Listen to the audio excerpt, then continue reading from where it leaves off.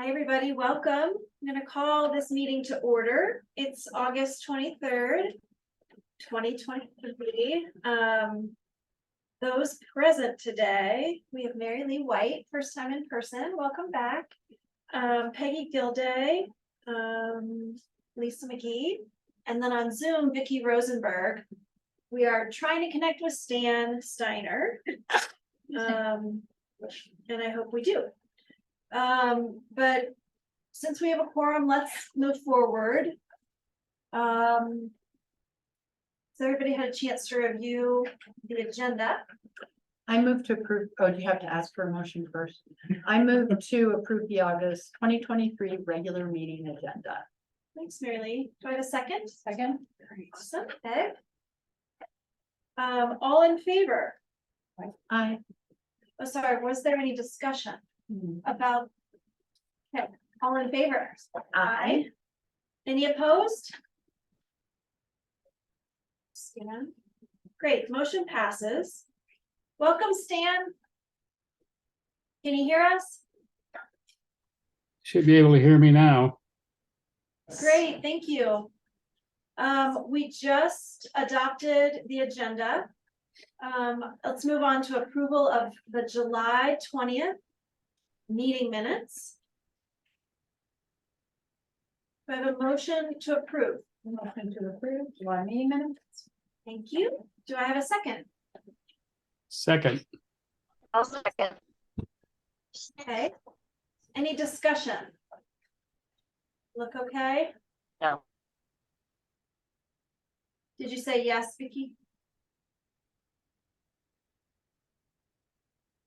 All right, well, let's vote. All in favor of approving the minutes?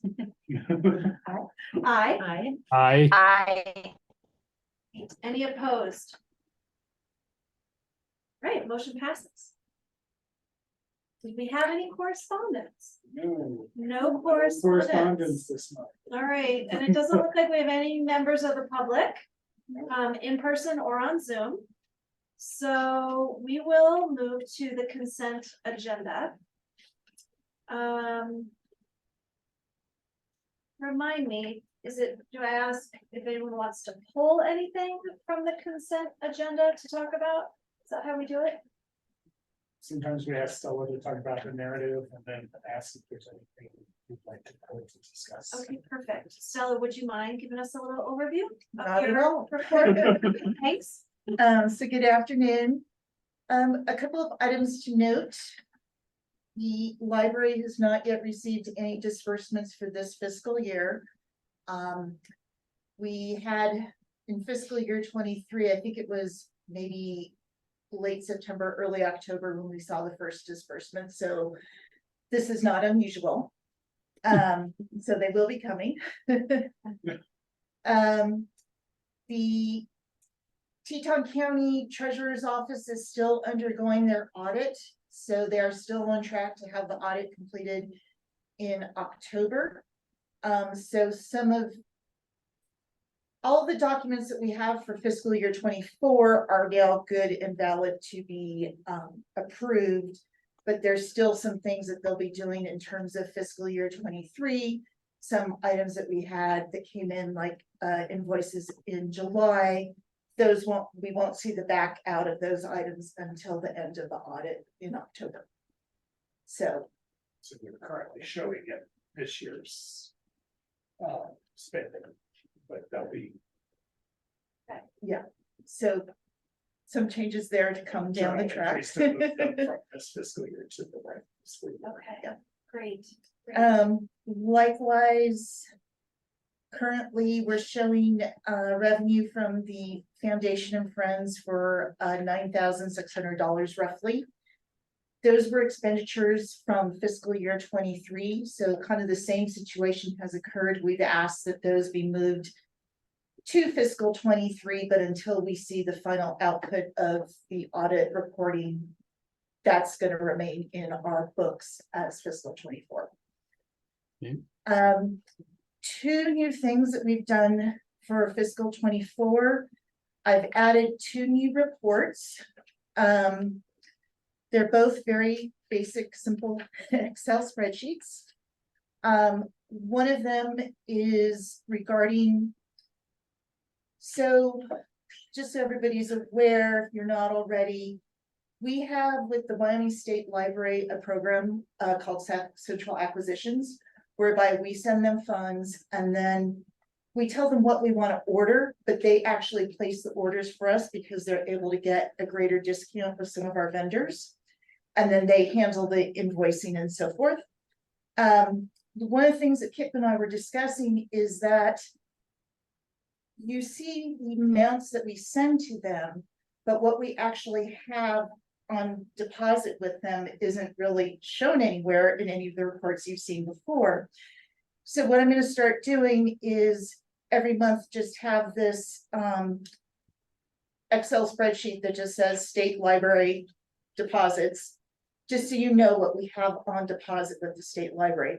So for example, the amount that we're seeing right now is roughly $33,000. In June, we sent them $16,000 that we knew we were not going to expend with our operating budget. So anything that we have with them on deposit rolls over into the next fiscal year. So some of this 33,000 was already amounts that hadn't been spent in fiscal year 23, as well as the remainder that we sent from our operating budget. And so these amounts don't show anywhere in our county revenue reports. They show as expenditures when we issue a check.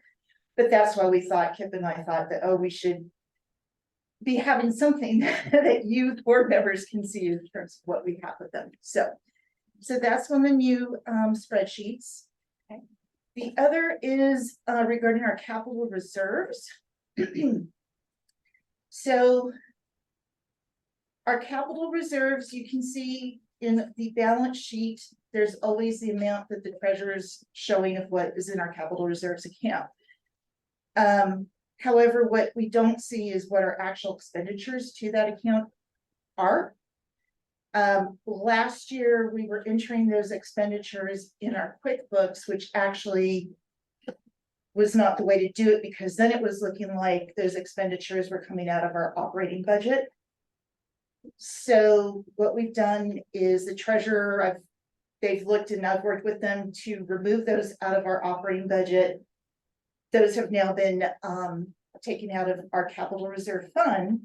Going forward though, just so you can see where the expenditures are, I'm doing another spreadsheet just so you can see what those expenditures are, because in QuickBooks, I can't set up two separate funds in one fiscal year. So we have to keep the operating fund separate and not in our QuickBooks. So does that make sense? Yeah. So that's just something like, you know, Kip and I were discussing, like, how do we best relay this information to the board and to the public? So that's what we've come up with. Thank you. Anybody have any questions for Stella? Stella, you have a lot of patience. That's what I can say. A lot of Saturday and Sunday patients. Is there anything with respect to the financial documents that the board would like to pull for discussion?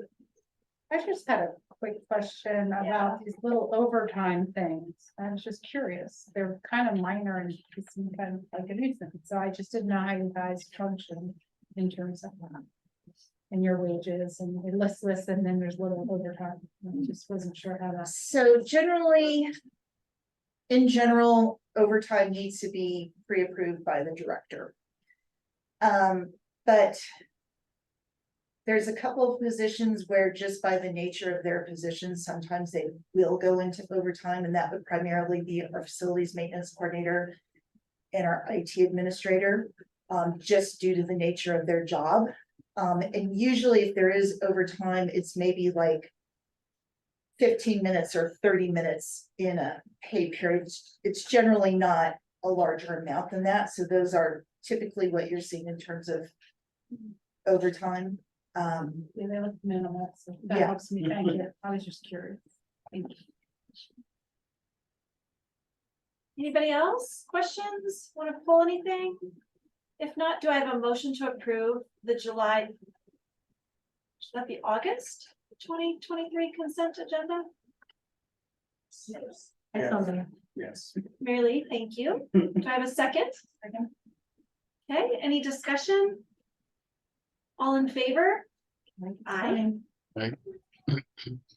Miss Vicky? She keeps dropping. Any opposed? Okay, motion passes, thanks. Yeah, to you, your report, please. You will always start with hiring, it seems. Never ending job. Our IT tech position remains vacant since November. Mostly unqualified applicants.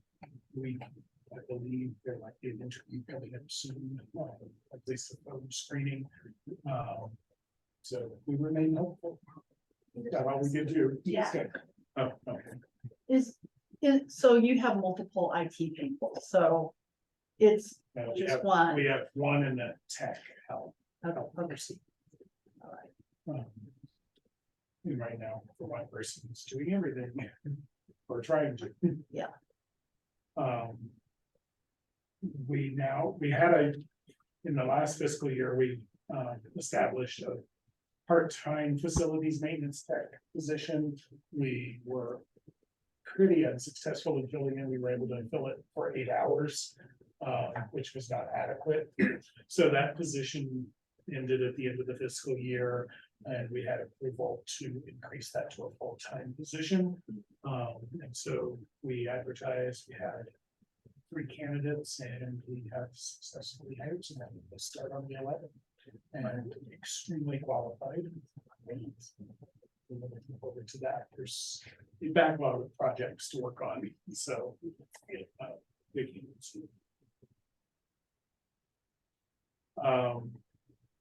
The senior library assistant for circulation services, we hired an internal part-time library assistant, and she'll be starting in September. She applied for 2 positions and the interview that would part by them, but she wanted to work in circulation, so we are happy to have Olivia there.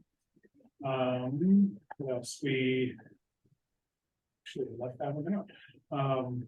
Haley McGough, Senior Library Assistant in Youth Services, has been promoted to the Team Program Coordinator position that we have put back into the budget. So we now have 4 programmers, and everything's covered. So, and finally, you're sitting in the makerspace. You can see some equipment around you. We are currently in the process of interviewing.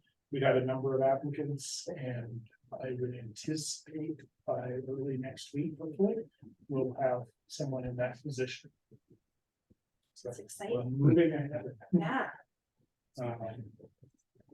Let's see. will that person work on a weekend day? How are you gonna do weekend hours? We have a plan for them to work Tuesday through Saturday, and a number of morning and afternoon evening hours for the space to be open. So we have a variety of hours to serve everybody. The other thing that I would probably mention, and I just added it this afternoon because I left it out, and so I don't know how many of you got a chance to read it about the RV park over here and the redevelopment of the project. Yeah, it's very, very interesting. As the process moves forward, there is a need for off-site parking for the development. And so we happen to have public land right here with a parking lot on it, so the commissioners are wanting to look at all the options. And so Stella, Rick, our maintenance coordinator, and I walked around with him for our work and identified everything that we need to ensure can continue to happen, deliveries. And with that, we have a lot of tractor trailers that come through, and so that there are some considerations for any sort of parking structure that might go there. Nothing that they're rather discouraged them that they didn't make it a priority to, or like they've considering other options rather than the library parking lot. There is a open spot across, Cards Meadow Road from the Start Building, maybe where the cabin is, I'm not sure. That could be also a parking structure, Mhm. and they're looking at that as well. And so those are the only two that they're looking at. So I don't know that there's any other available land. And the big issue with this site over here is that it's in the floodplain. And so I think the floodplain goes to the curb. So it makes going down difficult. So you plan to attend those meetings, right? And is there any, do you feel like at this time there's any reason for board members to attend or? Other than out of interest, your own personal interest, probably. There's not even a plan in place. I know we met with April after the initial meeting and did a walk around the parking lot. They're currently trying to price out what a parking structure might cost on the site with all of our needs factored into that pricing. But right now it's only, this is what we're interested in doing. But there's we don't know what it might look like, so no reason to be concerned. Okay. Do you fill up here? Ever? Does the parking lot ever get completely filled? I'm just curious. We can. It has. During special events or, okay. Just curious. Last week, there was one spot in the Mhm. far end when I came back from lunch, so. And disco night's coming up, so. Those are the main things in my report. Happy to answer any questions about anything else. Great. Anybody have questions for Kip? Vicky or Stan, any questions about Kip's report? Great, thank you. Well, I move to, sorry, there's no motion. I was on a different section. You don't have to approve your report. I don't know, we did it when I first started, we did, and then for some reason it stopped, so I don't know. I'm not sure why we would vote on your report, but I appreciate it. Do we have a Foundation and Friends report? Diana has been really in over ahead with the merger of the Foundation and Friends. She's in the board meeting They're in a right board now. meeting right now, So right? she did not get a chance to write something. Yeah, I think she was hoping they'd be done and she could come to the meeting, but not to next. And are they hosting a party on Sunday? On That's right. Sunday is the 5:30 to 7 is the merger celebration. Yeah. And, we'll be seeing it. that'll be nice. Yeah, I'll be there for sure. Right? We did, we got invited. Is it open to the public or is it sort of a closed It's a closed event? event. Got it, okay. But we're invited, right? We are Yeah. invited. Okay. Yes. Yeah. I'm planning on going. Yeah, me too. Great. Okay, well, I hope everything's going well with her. I did. I ran into Lauren in the restroom and they're also having a board meeting. So if we're still going, and Diana can come, we can always squeeze her in if she has anything to report. Do you want to talk about the proposed holiday hour change? Sure, since we don't have but one more meeting, Right. it's time to consider holiday hours sooner than later. So we have Veterans Day coming up this year. And if we were to follow the HR policy guidelines around Veterans Day, we would be closed on Friday. And I don't know what we would be on the actual holiday, because it's not. The policy was written for a 5-day, Monday through Friday Right, operation. right. So. We talking about the needs of the community. It's not a school holiday. We're gonna have after school programming. And there's a greater need for that than for the library to close that day. So we're proposing that we would just stay open on the 10th and close on the actual holiday on Saturday. And folks on Friday could, if their schedule allowed, can take the day off anyway, or they can flip their holiday in the current pay period or the one following. Right? Then something new, I guess, Thanksgiving Eve. Always a Wednesday, and I guess we've always been open until 7 or 8 or 8:30 or whatever our hours have been. And it's kind of dead and people are ready to Yeah. celebrate Thanksgiving. So we are proposing to close at 5 o'clock. Well, most other libraries do. And And then Christmas. Christmas Eve. Christmas Eve falls on a Sunday this year. We would normally be open 1 to 5. We are proposing to close on Christmas Eve. And per the HR policy that deals with Christmas Eve, staff would receive 4 hours of paid holiday leave, which is what we're open that day. We're still working out the schedule, so I don't know if full-time people will be working other hours during the week and only 4 hours on Sunday, or working their full 8 hours on Sunday. So we'll give them the option of either working 4 hours in the morning on that Sunday, if that's what they want to do, or work those other 4 hours another time during the week, or use 4 hours of vacation. And then part-time people, new to the HR policy this year is that anybody who works 15 hours or more earns prorated amount of sick leave and holiday pay. And the policy was never addressed for Christmas Eve. So I talked to HR and they said it would just prorated to 2 hours. So they would receive 2 hours of holiday pay, and then they could either make up their hours elsewhere or just not.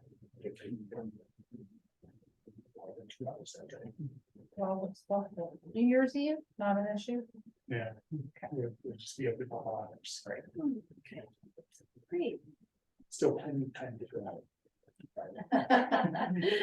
Okay, great. Well, I move to approve the holiday hours as presented in the staff report. Do I have a second? Second. Thanks, Peg. Any discussion? All right, all in favor? Aye. I, Any opposed? Great, thank you. Then we get into normal holidays, Christmas ones and all fall on weekdays for the next few years, so we don't worry about weekends. Okay. It gets messy. The last 3 years. Well, if you want to walk us through Sure. these revised policies. We have 2 policies before you today. One is a new policy. It's also sort of an internal policy, so it doesn't require the 45-day public comment period. So you can adopt that today, and that's the, I believe Abigail gave it a new name. The opioid overdose treatment and response program and policy.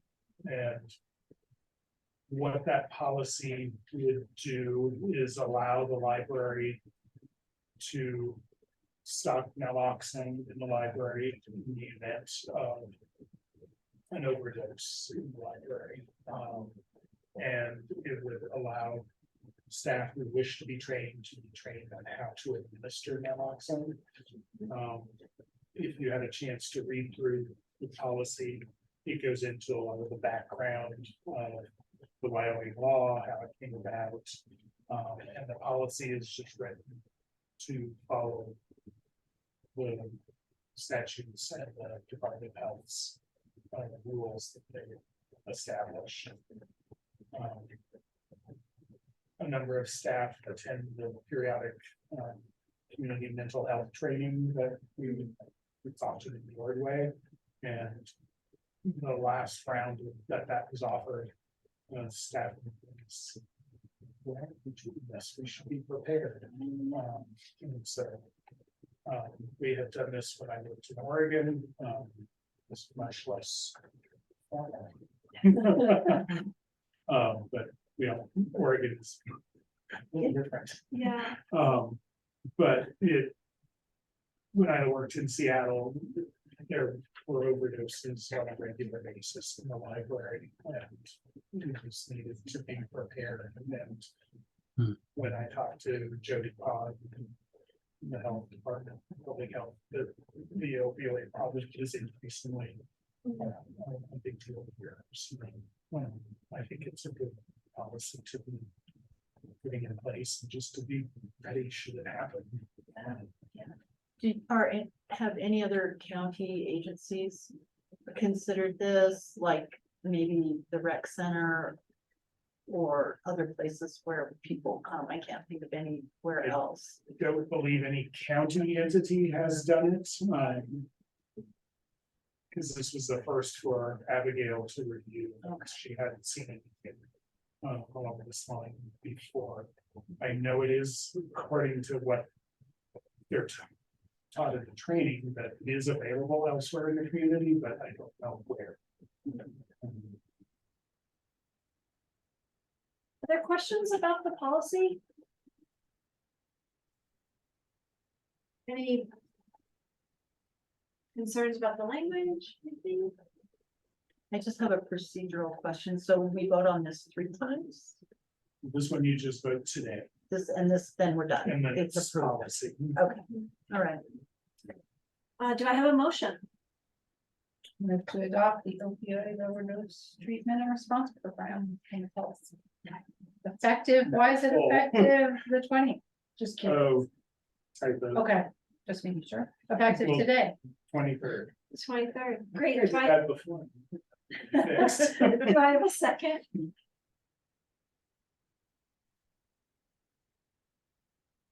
I will second.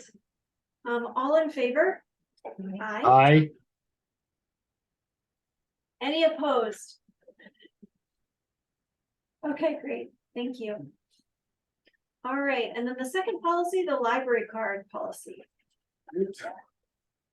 Library cards are a mess at the library. You'll see that we have 2 policies that a board approved at some point in time.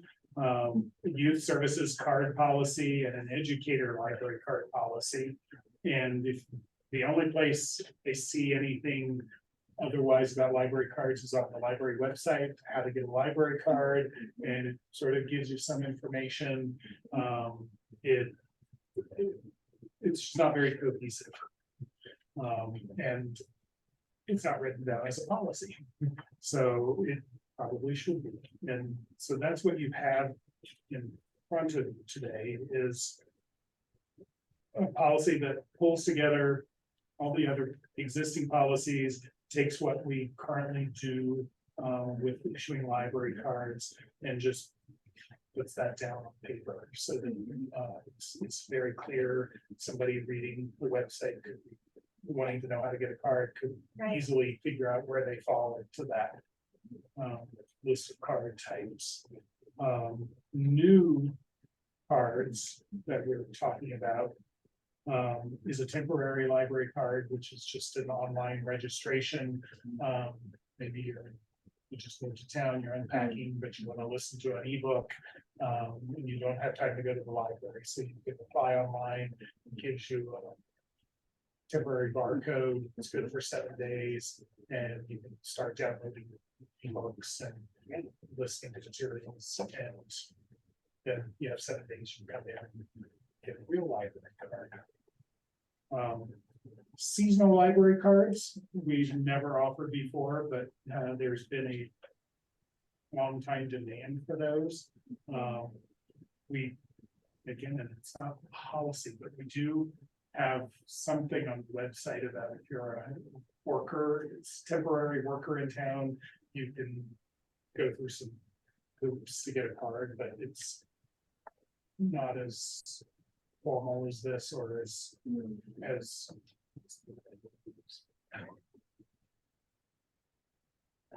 it's easier. Or it would require you to print out a letter and take it to your employer and have them fill it out. So there's been a demand for a seasonal library card, and as you know, we have a lot of seasonal workers and residents in town, and they should be able to get a library card. So that is new. It does have some limitations from a regular card. It expires after 6 months, and it doesn't allow you to do interlibrary loans and limits you to 10 items in one time, physical items. But it would be easy to abuse that, I think, if you had full access to everything and you disappeared at the end of 6 months. Right. So just protecting the library. Other things that we've had workarounds, like somebody who has a general delivery address or no address or an in care of address. There's no specific card that they would have qualified for. We can work with them. We might work with the mission to get them a calling, but this allows them to just be a regular person and get a card. And then the one that will probably result in phone calls to you as board members, maybe, non-resident library cards. We currently have what we call guest cards, and you can give us $20 and we'll give you a library card and you can access anything and everything like everybody else.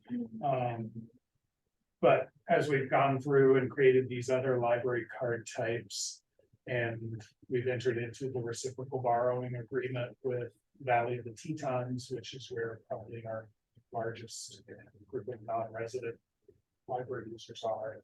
We've created an environment where almost everybody can get a library card, and it doesn't cost them anything. So the goal of the policy was to enable everybody, as many people as possible, to be able to qualify for a library card. And so that leaves a few people out. Some people just want to be a member of our library.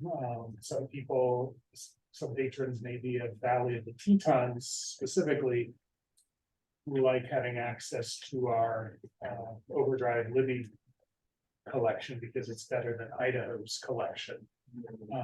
And so part of the reciprocal agreement is that they can't access Libby any longer. So those folks may want to be a non-resident library card holder. But So you think they'll be concerned about the fee? the fee, because it's not $20 anymore.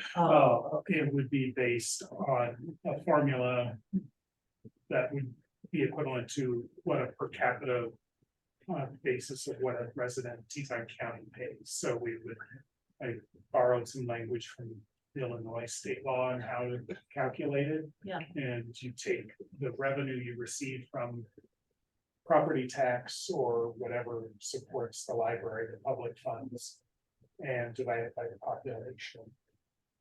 And that turns out to be about $190. Yeah, that's not $20. No, but that's what you're essentially paying, or any of us. Yeah. And so it seems more equitable that why should somebody get what for $20 it costs you $200. So So that's this is for anybody who lives anywhere else in the country, yes, it has primarily wants access to the electronic collection. probably that seems to be the most desirable. And so maybe a seasonal card holder says, oh, I'm going back to Florida and my library is awful. So maybe they might buy a non-resident card or That seems reasonable. It's not gonna be very many people. Seems. Yeah. Yeah. I know that Eva, over in Alta, and the director at Valley of the Tetons, or the assistant director, have had their patrons already complaining about the reciprocal agreement, that they're gonna lose access to Libby. And so they've kind of got some talking points from what I understand with why, you know, they're still getting access to all these other things. They're working on it. I have a quick question, because that 190 was a big thing, so, as opposed to somebody coming and asking, and then who's doing the count, is there some way to say that there's a range or anticipated at, or, because I just feel like that might just cut the phone calls, as opposed to if I walk in and say, I want this, and you say, well, $190, right? Does that make sense? I understand I mean, the we have logic, people who, we tell them it's $20 and they walk away. right? So, I mean, I think it would require just explaining that's what the residents of Teton County are paying. Right. Um, has there been any discussion about a certain charge to use a certain, you know, let's say they want to just use Hulu or Canopy? Is there any discussion about, okay, you have access just to these items, or is that may become a little complicated to control, that I'm thinking too? With all of these library cards types, they would have access to everything. Yeah. I don't know. The only ones that were restricting access to some things would be the Valley of the Teton patrons who can't access the and the state provided research databases. And this document supersedes, it puts all the other things in one place, so the three Yes. current items are off the table, this pops in, just want to be clear on that. Yes, Okay. yeah, So the educator's policy goes away. no, It's it's in in it. here. Yeah, I mean, it's incorporated in yeah, here, so those- we won't have that separate one anymore. Correct, Okay. yeah, they'll all be in one place. Okay. Yeah, Good work. and, my other, what was my other question about oh, yeah, do you think that the board members should get a copy of the ideas that you've come up with for how to respond to a complaint? Do you? We certainly could. I like that talking point. Yeah, the talking points, I mean, Yeah. just, it'd be, I I'd mean, be staff are curious gonna to see need them, them, so we'd be happy to Yeah. share them with you too. yeah. And just back to Peg's question, I mean, I know you don't want to probably change this or update it every July 1st. Well, But it's, like for 2023, especially if people are gonna comment on this, it might be nice to say, Currently, currently, it is $180. yeah, just some gauge. Mm. And it's based on a fee that local residents actually pay. Yeah, I suppose we should probably. We could add to the schedule on the back.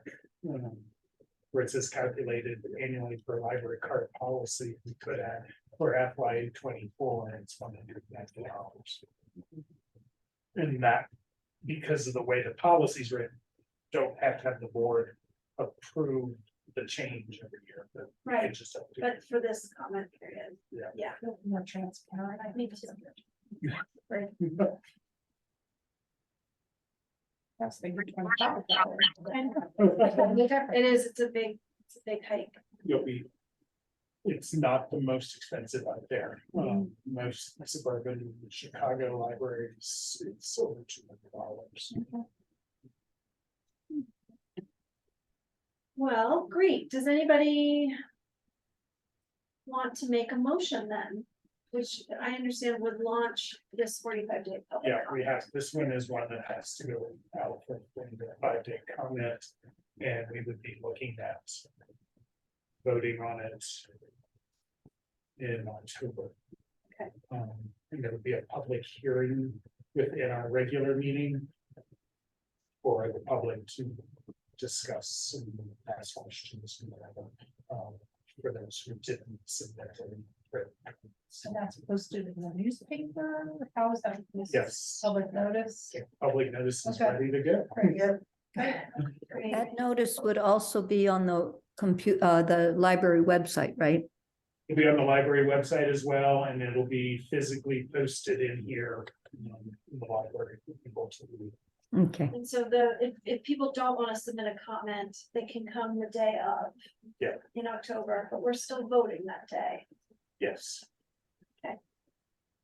Okay, unless, I'll move to, I was just gonna say, unless the public seeks to substantially change this, and then I don't think we would.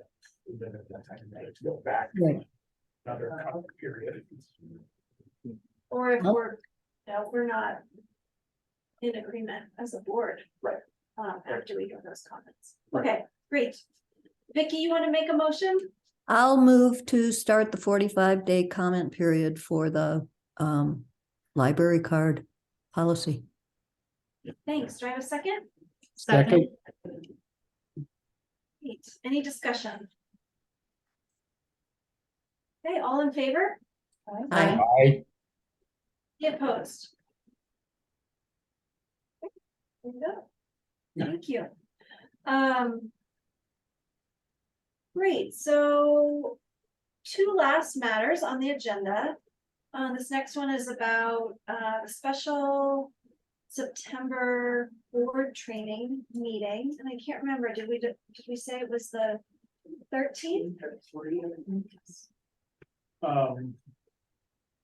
So since we had planned this, much of what Abigail was going to cover was part of the training that some of you went to.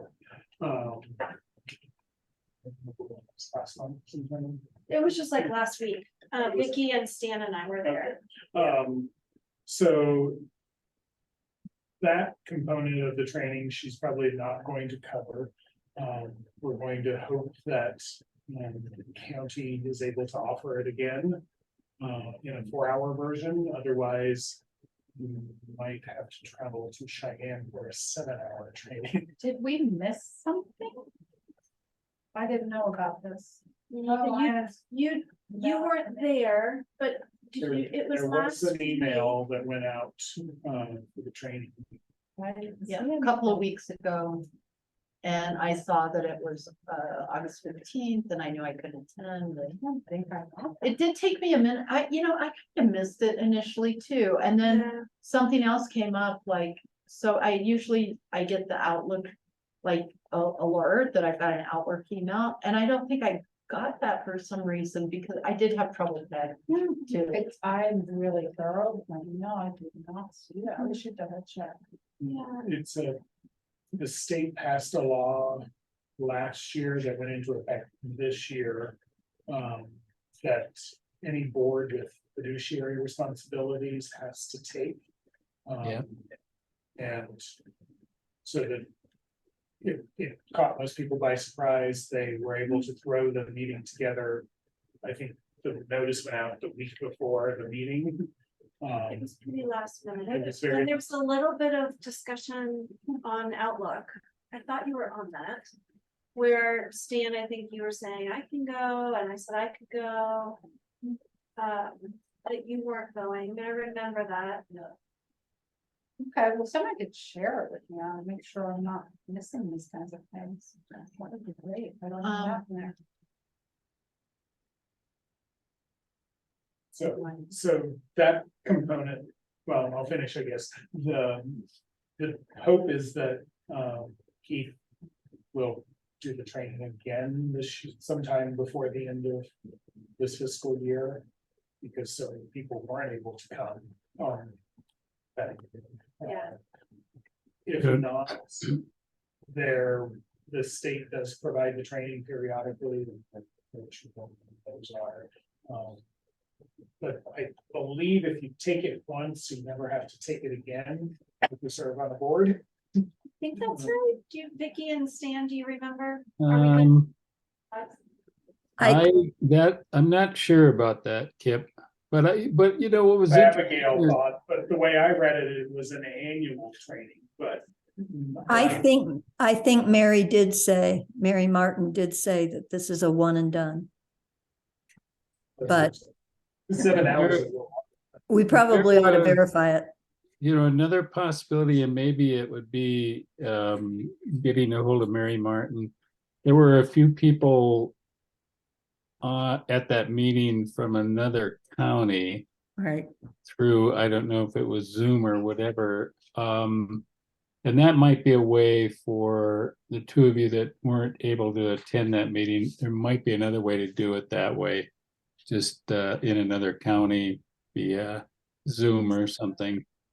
There was a follow-up email that said if you couldn't make this training, here are a couple of other locations that are holding it. Does anybody remember, and I haven't got the email, I was trying to pull it up, but I'll just ask. Wasn't there like a digital online offering of the training in that email? Like down at the bottom, if you went all the way down and There was one email that had 2 or 3 other training. Yeah, options. yeah. I Yeah. don't know if those have come and gone or not, but Oh. I'll look for those and send them to you. Please, that is very Because, odd. I mean, a 7, well, we could investigate it at least and see how that. Yeah, and I know Mary had mentioned that they're gonna be doing the training in some other counties, and I'm not sure if it was, county that's relatively close that would make it possible, but they they definitely set themselves up for doing a lot of consulting on Oh, yeah. these. Oh, yeah. So, Given that that was an So- opportunity, That piece won't be part of the training. Abigail, Stella and I are meeting, I believe, next week okay, to outline all of the rest of the training that, just go over the bylaws, the Wyoming library laws, things like that, and some library, our operations. Maybe a tour of the library, and so Abigail just wanted to know if there was anything specific that you might want to see that. So I did pull up that email and it says there are alternate training programs that meet the training requirements for public officers, so that's board members. And one is Conservation District Supervisor, there's a link, so there are various links here, and I'll look into that. There's a Wyoming Association Municipalities training, Rural Water Systems training, University of Wyoming College of Agriculture. So there's 4 alternative trainings. I think those are the organizations that are also doing something similar to what Keith and Mary wanted to do. So that's, I'll click on those links and see. you share that with it. Yeah. You want to forward that? Forward it to Okay. me. And where did it come from? From the library? Yeah. I'm baffled. It came I- it should have come on your board, the library board, email, Peggy. If I'm not getting those emails. Okay, we'll work on it. You got the Something's email out. today, though. Yeah, Oh, that's I the sent it first to both, email I I've sent it gotten. to both of your. Yeah, I don't think emails. I'm getting the Teams library. You can look at. Okay, we Outlook can look here. at that. Great, thank you. And everything, and that's gonna be 3 PM to 5 that day, is it 2 hours or? Certainly, that's the worst case. Okay. And is it here? Yes. Yes. Okay, great. Anything else And about if you that? think of anything that you want Yeah, Abigail to cover or Stella to cover, let us know and we'll be sure to include it. okay. I will say, I thought the training, there was definitely some useful parts, especially with the ethics and the fiscal responsibility were probably the 2 things that stood out to me.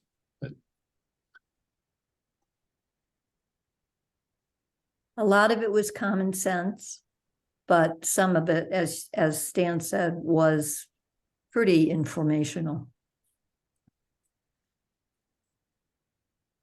It was only a story slam, I totally. Oh. Well, the last thing on our agenda today is payment of library vouchers. And Peg, do you want to make So the I, motion? yeah, do I need to talk about anything else? Or, yeah, if you have anything to So- say? Okay. That was very patient with me. That's great. So I move to approve the payment of library vouchers for July 23rd. Great, it's for August though, right? All these dates on the agenda say July still. Well, they are for the month of July. Are they for the month of July?